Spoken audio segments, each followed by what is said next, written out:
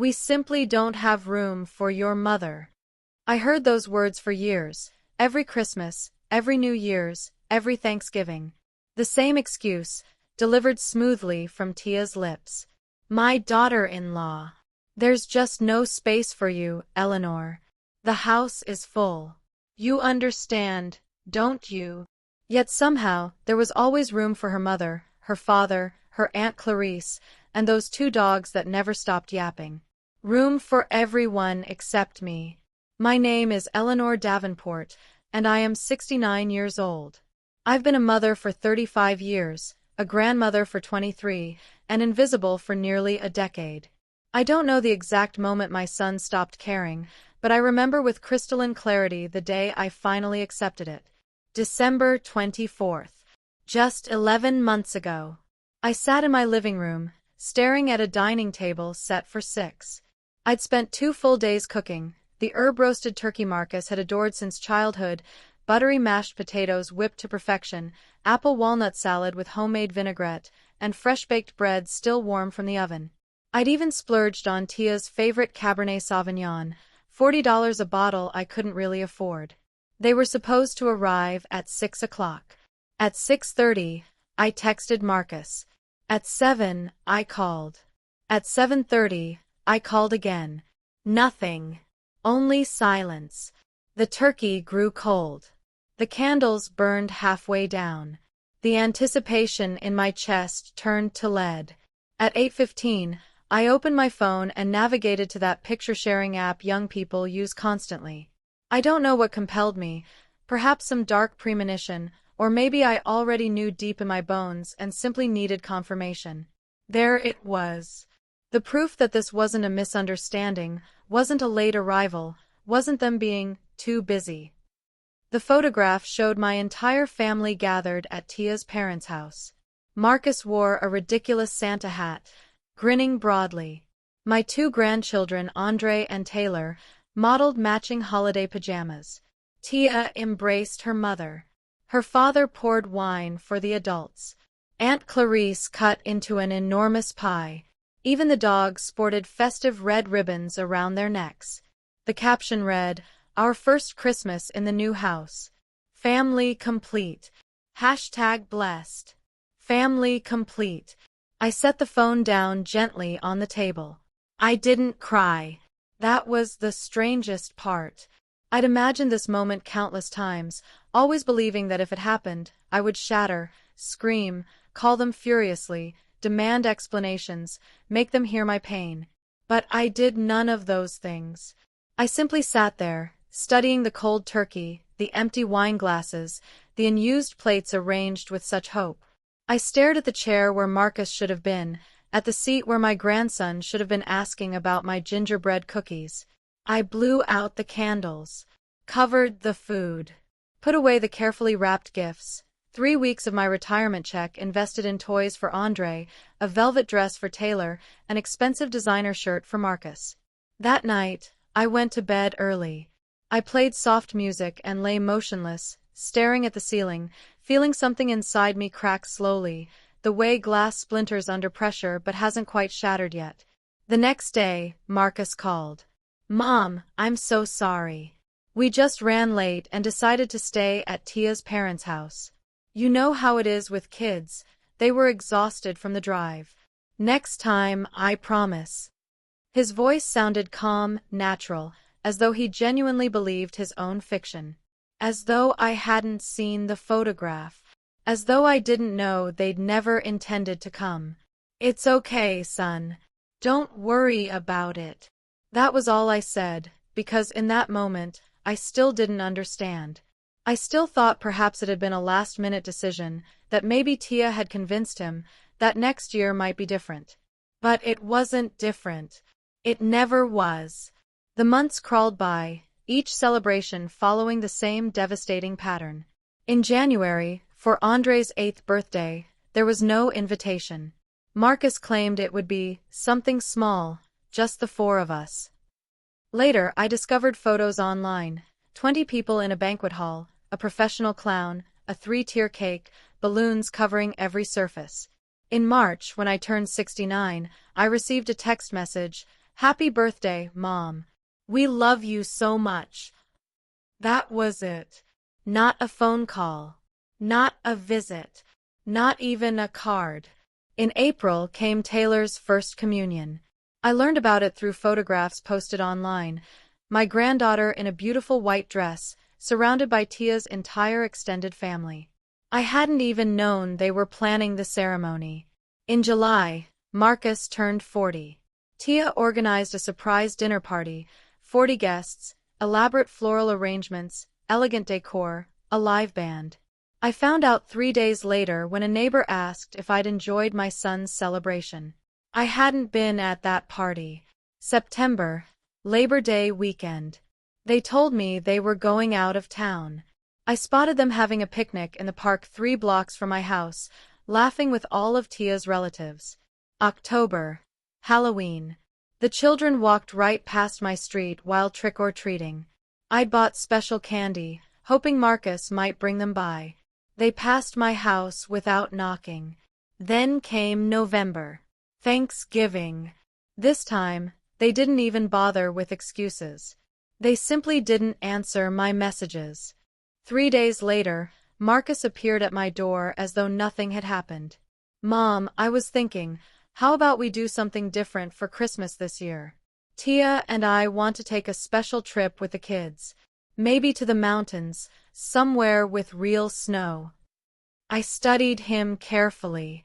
I saw my son, the child I'd raised alone after his father abandoned us, the boy I'd fed with money earned through grueling double shifts, whose college education I'd funded by working myself to exhaustion, whom I defended against everyone. And I saw a stranger. "That sounds lovely, son. Have you found a place yet?"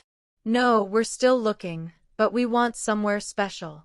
The kids have never seen snow." "I know a place." I retrieved a brochure I'd kept for years, a resort in the Rockies I'd always dreamed of visiting but could never afford. Private cabins, gourmet restaurant, full spa, activities for children. "The view is incredible." Marcus's eyes lit up immediately. "Really? What's it called?" I showed him the glossy photographs. Mountain peaks dusted with white. Cozy timber cabins with smoke curling from stone chimneys. Elegantly dressed families laughing around outdoor fire pits. "Wow, Mom. It looks perfect. But it must be very expensive." "I'm inviting the whole family. 5 days, the entire Christmas week. It's my gift." I watched his eyes gleam. I saw him pull out his phone and text photos to Tia. I watched her reply with heart emojis and exclamation points. "Mom, this is incredible." Tia is thrilled. The kids are going to lose their minds. "When should we book?" "It's already booked. We leave December 22nd. I've paid for everything in advance. Cabins, meals, activities, completely all-inclusive." "Thank you, Mom. Seriously, this is going to be the best Christmas of our lives." He hugged me. I felt his arms around me and felt absolutely nothing. No love. No resentment. No sadness. Just vast, echoing emptiness. After he left, I sat in that same living room where I'd spent the previous Christmas completely alone. I pulled out a folder I'd been compiling for months. Documents, photographs, saved messages, recorded conversations, invoices, receipts. Every piece of evidence meticulously organized. Every proof of something I still didn't fully comprehend but knew was devastatingly real. Because 3 months earlier, in August, someone had knocked on my door. A man I'd never met. A man carrying a manila envelope and a story that changed absolutely everything. But that comes later. First, you need to understand something crucial. For years, I believed the problem was me. That perhaps I was too demanding, too present, too old-fashioned. I thought if I made myself smaller, quieter, easier to ignore, maybe my son would want me again. I was wrong. The problem was never me. The memories cascaded that night like an avalanche, relentless, merciless. All those moments I'd carefully stored away, the ones I'd tried to justify, explain away, bury beneath layers of hope and desperate denial. It began 7 years ago when Marcus and Tia moved into their first house together, a spacious two-story home with a large yard and three-car garage in an upscale suburb. I helped with the down payment, $7,000 from my savings. Everything I'd scrimped and saved for decades. Don't worry, Mom. We'll pay you back, and you'll have your own room here. You can visit whenever you want. This is your house too. Marcus said that. I remember it with perfect clarity because I repeated those words in my head for months every time loneliness threatened to swallow me whole. But my room never materialized. The room Marcus had mentioned became Tia's home gym, then Marcus's office, then the children's playroom. The first time I noticed was 6 months after they moved in, Marcus's 33rd birthday. I'd made his favorite cake, chocolate with raspberry filling, the one I'd been making since he was 5 years old. I arrived at their house at 4 o'clock as we'd agreed. I rang the doorbell. No answer. I rang again. Nothing. I rang a third time.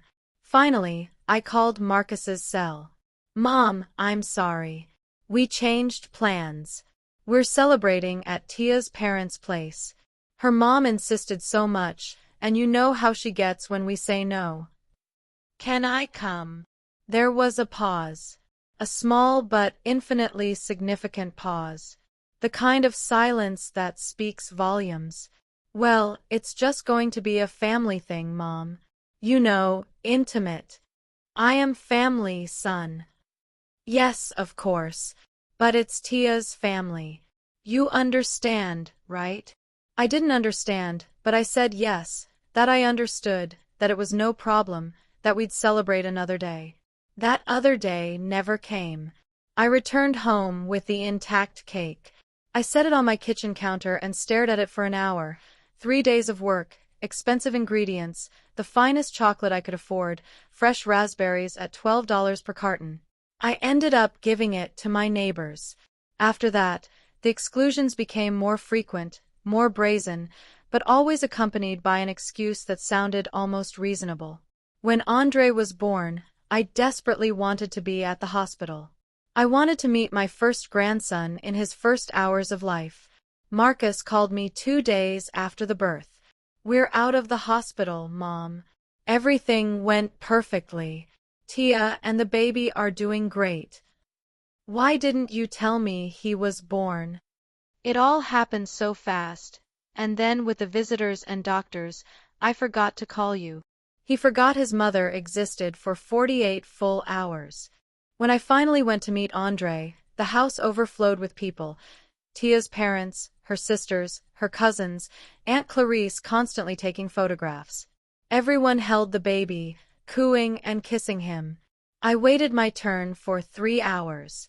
When I finally got to cradle my grandson, Tia asked for him back after 5 minutes. He's hungry. I need to feed him. She'd barely finished speaking when she handed him to her mother, who carried him for another half hour while Tia prepared a bottle. At Andre's baptism 6 months later, they wouldn't let me be godmother. That honor went to Tia's sister. I sat in the 5th row of the church. Tia's family occupied the first 3 rows completely. At the reception, my assigned seat was in the back of the room, beside the kitchen door, surrounded by people I'd never met. The main table, with the elaborate floral centerpiece and perfect view of the cake-cutting ceremony, was reserved for Tia's parents, siblings, aunts, and uncles. Marcus came to greet me exactly once during the entire celebration. 3 minutes. He was rushing because they were about to cut the cake and he needed to be with Tia for photographs. Oh, the photographs. There was a professional photographer. He captured hundreds of images that day. When Marcus emailed them to me, I reviewed every single one. 237 photos. I appeared in 4 photos out of 237. And in all of them, I was in the background, blurry, almost ghost-like. Tia's family appeared in 233. When Taylor was born 3 years later, I didn't even attempt to go to the hospital. I waited for them to call me. They called 4 days later. This time, it wasn't even Marcus. It was a text message from Tia. Taylor was born Monday. 7 pounds 1 ounce. We're home now. We'll let you know when things settle down so you can come meet her. They notified me 2 weeks later. By then, the house had already hosted all of Tia's family, her work friends, her gym buddies, her yoga group. I was the last person to hold my granddaughter. The children's birthdays became another painful reminder of my place in the family, or rather, my complete lack of one. Andre's first birthday celebration took place in a massive party hall. Tia had hired full service, superhero theme, professional entertainers, a giant character mascot, an elaborate candy table, open bar for adults. They sent me the invitation via text message 2 days beforehand. Mom, I know it's short notice, but we forgot to send your invitation earlier. Hope you can make it. I went, of course. I arrived bearing the biggest gift I could manage, a bicycle with training wheels that cost $200. Money I didn't have, charged to my credit card because I wanted my grandson to know his grandmother loved him. When I arrived at the hall, the gift table overflowed. Enormous toys, boxes wrapped in metallic paper. Mine looked pathetically small by comparison.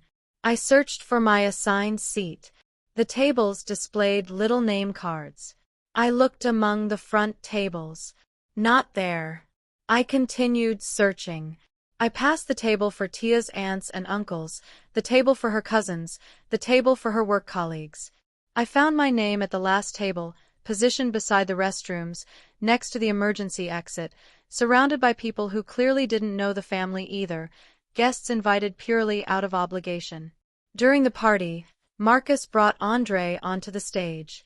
Time to cut the cake, sing Happy Birthday, the most important moment.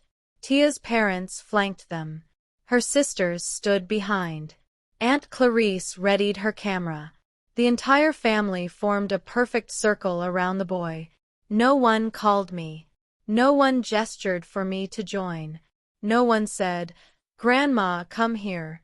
Come closer." I remained at my spot in the back of the hall, watching my grandson blow out his first candle, surrounded by strangers who saw him more often than I did. Things deteriorated further when the children started school. Every school event became another opportunity for exclusion. Mother's Day Festival. Marcus sent me photos afterward. Tia in the front row with Andre. Tia's mother sitting beside her, both clutching flowers, both smiling, both being honored by their grandchildren. I hadn't even known there was a festival. Christmas play. Taylor had a small but important role as an angel. Marcus uploaded the full 18-minute video to his social media. Tia's family cheering and applauding at every appearance. I discovered the event 3 weeks after it happened. Andre's kindergarten graduation. A beautiful ceremony in the schoolyard. Tiny caps and gowns. Children singing songs about the future. I saw the pictures online, as always. Tia's family occupied 2 full rows of chairs, brandishing handmade posters with Andre's name, balloons printed with his photograph. I didn't even know which school my grandson attended. I tried talking to Marcus about this. Once. It was a mistake. Son, I feel like I'm not being included anymore. I'm missing all the important moments in the children's lives, their birthdays, school events, achievements. Mom, don't exaggerate. We think about you all the time. The thing is, you're very sensitive. Besides, you know Tia has a very close family and they're always present. It's not personal against you. But I'm family too. Yes, but it's different. You understand, right? I didn't understand. But I stopped asking. Last year in May, Tia organized a Mother's Day dinner. I knew because Marcus posted a photograph. A long, elegant table with white linens, fresh flowers, crystal stemware. Tia sat at the head with her mother on her right and Aunt Clarice on her left. The caption read, "Celebrating the most important women in my life. Hashtag grateful, hashtag Mother's Day. I spent that Mother's Day alone, eating cereal in my kitchen, watching cable television reruns. 2 weeks later, Marcus visited. He needed to borrow $5,000. His business wasn't performing well, and they needed money for the children's tuition. I lent him the money from my pension, from the emergency savings I'd carefully accumulated. He never paid it back. He never mentioned the debt again, as though the $5,000 had been a gift rather than a loan. As though I didn't need that money. As though my life didn't matter. And so the years passed. One rejection after another, one exclusion after another, each time more brazen, each time more painful, until they stopped hurting altogether. Until I grew accustomed to it. Until I accepted that this was simply how things were and they would never change. Until that August afternoon when everything changed. It was a Tuesday afternoon, one of those gray, humid days when the sky seems to press down oppressively on the city. I was organizing my bedroom closet, a task I'd postponed for months. Old clothes I no longer wore, worn-out shoes, boxes filled with memories that hurt too much to examine but that I lacked the courage to discard. In one of those boxes, I discovered photographs of Marcus as a child. His first day of school. His elementary school graduation. The day he won the regional spelling bee. Always smiling. Always hugging me. Always looking at me as though I were the most important person in the world. I sat there on the floor with those photographs in my hands, wondering at what point that boy had become a stranger. At what moment my love had stopped being enough. The doorbell interrupted my thoughts. I wasn't expecting anyone. I almost never expected anyone. The only people who ever rang my bell were the postal carrier or the woman who sold tamales on Thursdays. But it was Tuesday. I rose with difficulty. My knees aren't what they used to be. I walked to the door and peered through the peephole. An unfamiliar man. Gray suit. Dark tie. Leather briefcase in hand. Serious but not threatening expression. I opened the door only as far as the security chain permitted. Mrs. Eleanor Davenport? Yes, that's me. Who's asking? My name is Julian Davis. I'm an attorney. I need to speak with you about a very important matter related to your family. My heart lurched. I immediately thought of Marcus, the children, an accident, illness, terrible news. Did something happen to my son? To my grandchildren? No, ma'am. Everyone is fine physically. But I truly need to speak with you. May I come in? I promise I won't take much of your time. Something in his voice convinced me. Or perhaps it was desperation, the need to understand something, anything that might explain what I'd been experiencing. I removed the chain and let him enter. He sat on my sofa, the same sofa where Marcus used to do homework as a boy. He opened his briefcase and extracted a thick manila envelope, placing it deliberately on the coffee table between us. Mrs. Davenport, what I'm about to tell you will be difficult to hear. But I need you to listen until the end before reacting. Can you do that for me? I nodded. I couldn't speak. My throat had constricted completely. I represent a client who prefers to remain anonymous for now. This client hired me to investigate certain irregularities related to the estate of your late husband, Mr. Robert Davenport. Robert, my husband, Marcus's father. The man who had abandoned us when Marcus was just 8 years old. The man who died 12 years ago, a death I didn't learn about until 6 months after the fact when a government notification arrived at my house. I don't understand. Robert died years ago. What does he have to do with anything? He has everything to do with it, ma'am. Robert Davenport passed away leaving a will that included properties, investments, and a considerable sum of money. Approximately $850,000 in total. I stared at him, bewildered. $850,000. Robert never had money. We'd lived hand to mouth when we were together. That's why he left. He said he was tired of poverty, of mediocrity. That's impossible. Robert had nothing. He had more than you imagined, ma'am. After abandoning you, he rebuilt his life. He moved to another city and started a successful real estate business. It did very well. And when he died, he left very specific instructions about how his estate should be distributed. He pulled documents from the envelope, legal papers with official seals, signatures, dates. According to the will, half of his assets were to go to you, his legal wife. You never divorced, so technically you were still married when he passed away. The other half was designated for your son, Marcus Davenport. $425,000 for each of you. $425,000. A sum of money I had never seen, never imagined possessing. Money that could have completely transformed my life. And where is that money now? That's where the problem lies, ma'am. You never received your share.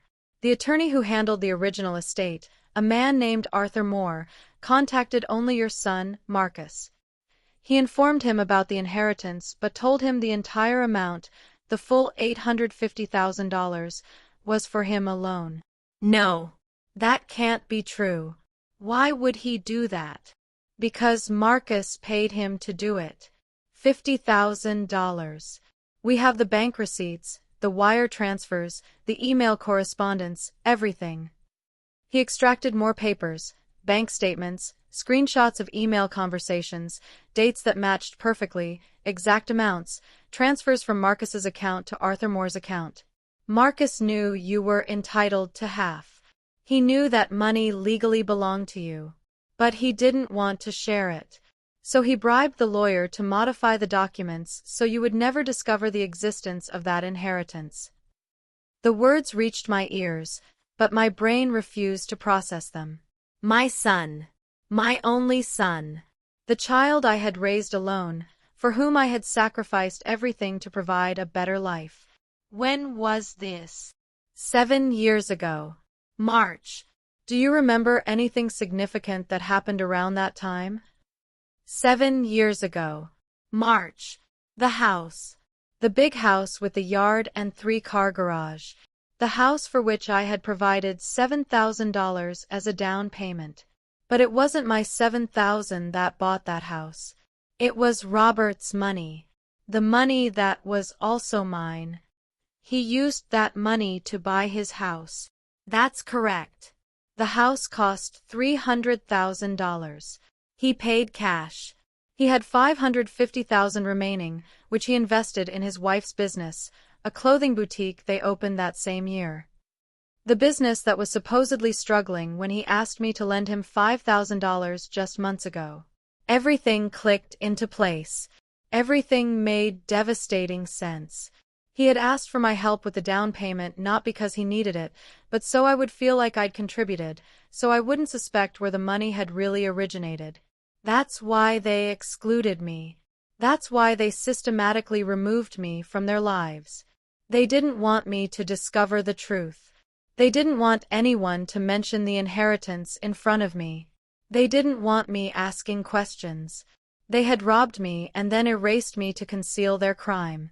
How did you discover all this? My client worked in Arthur Moore's office. He found the files while organizing old documents. He recognized the irregularities, the illegal modification of the will, the bribery. He has principles, ma'am. He couldn't remain silent knowing you'd been robbed of your rightful inheritance.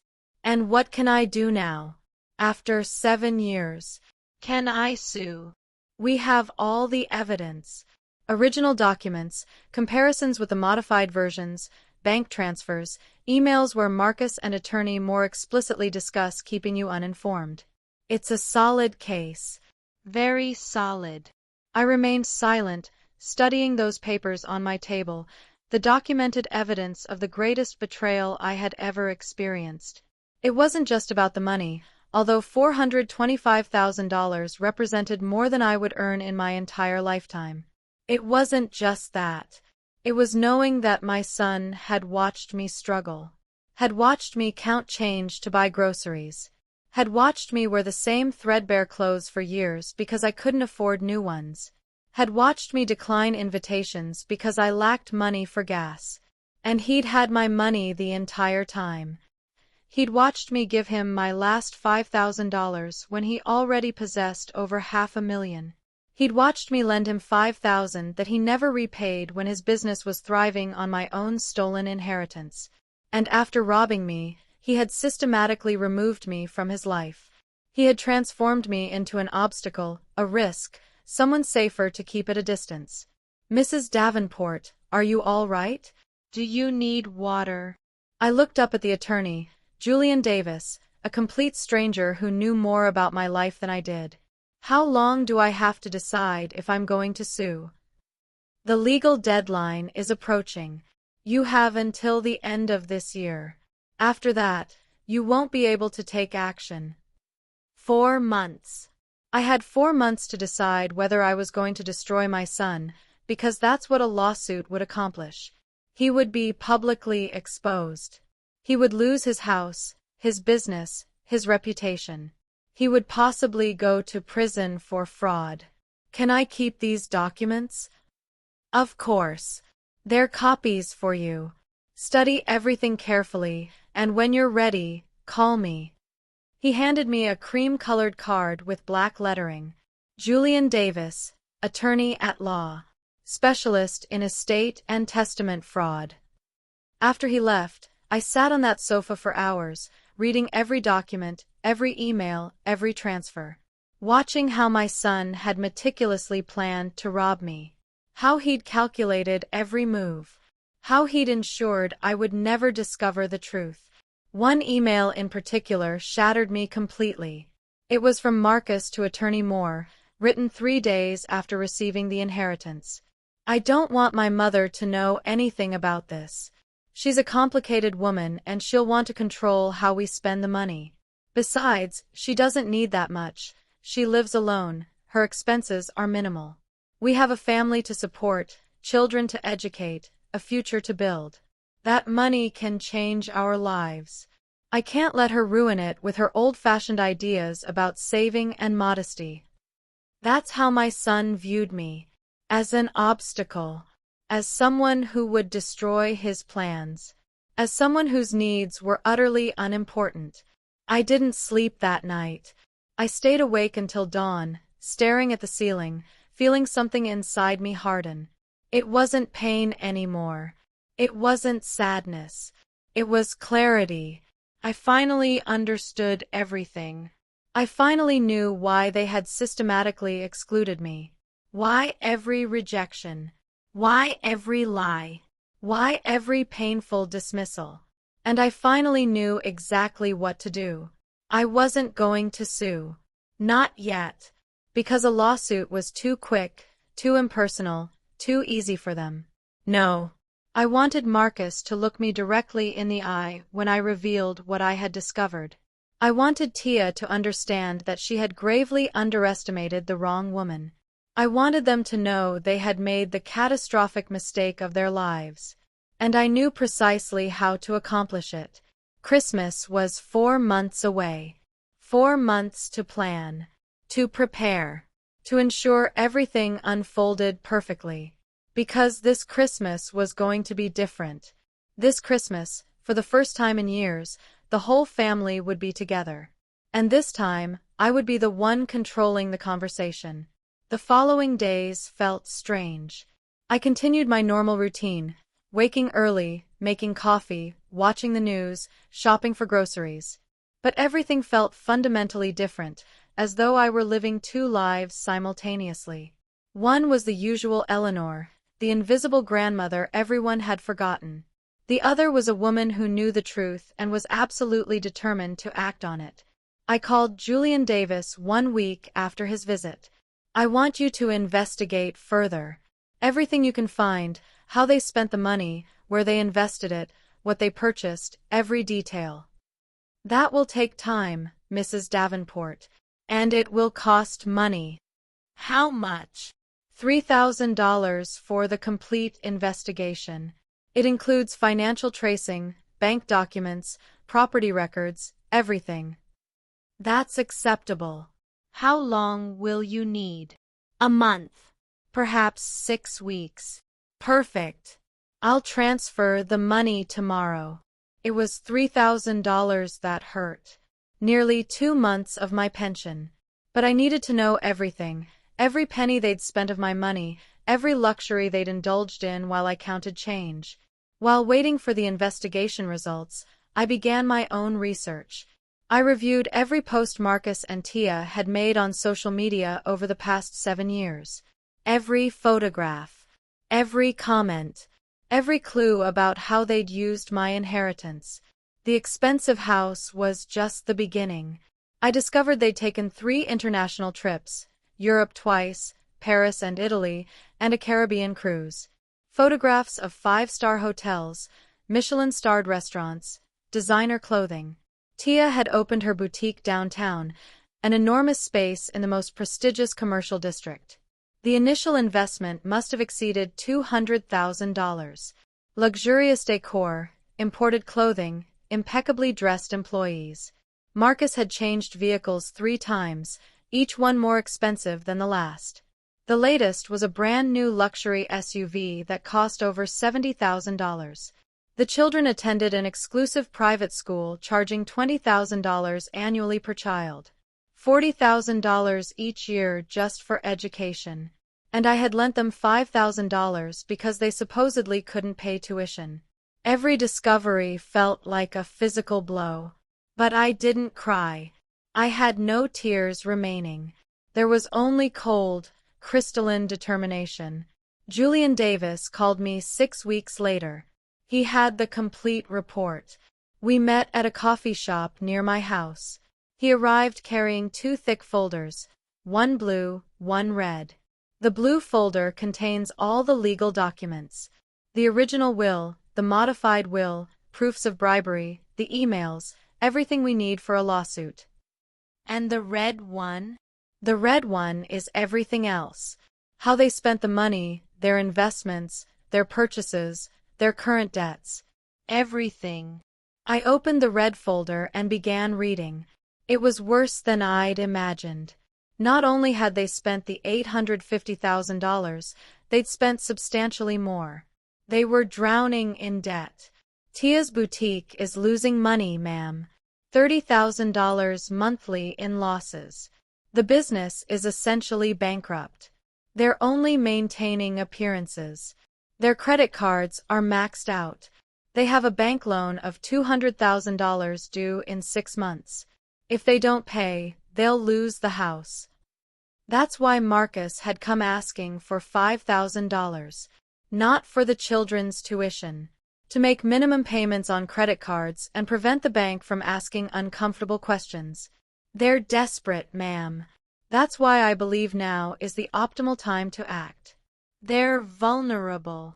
I closed the folder and thought carefully. Marcus and Tia had constructed a life of luxury with my money.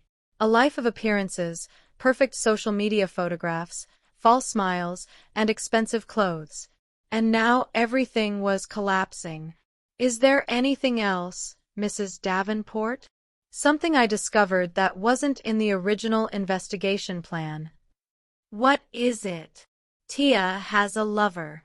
A man named Jerome Wells, owner of a restaurant downtown. They've been seeing each other for almost 2 years. I have photographs, messages, hotel reservations in his name. He pulled out a smaller envelope. I opened it and examined the photographs. Tia entering a hotel with a man who wasn't Marcus. Tia kissing that man in a parking lot. Tia and that man holding hands at an upscale restaurant. My son wasn't just a thief. He was also a fool. A fool who had robbed his own mother to provide a princess lifestyle to a woman who was betraying him. I felt something strange at that moment. Not satisfaction exactly. More like confirmation. The confirmation that everything in Marcus's life was a fabrication. His marriage, his success, his happiness. Everything was fraudulent. Does Marcus know about this? I don't believe so. I've been observing them for weeks. He doesn't seem to suspect anything. I studied those photographs for a long time, thinking, calculating, planning.